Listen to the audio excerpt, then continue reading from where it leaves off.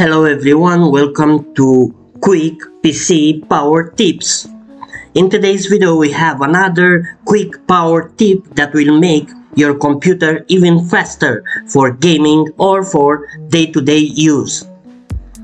First, on your keyboard, press Windows key plus R.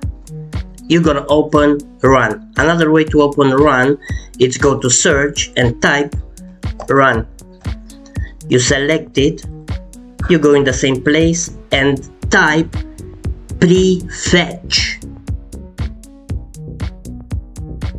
Press enter, a folder is gonna open. In this folder, you press one time with the mouse to select it, Ctrl A to select everything and press delete. If one of the files is gonna tell you it's not possible to delete it, you just press skip. You deleted everything.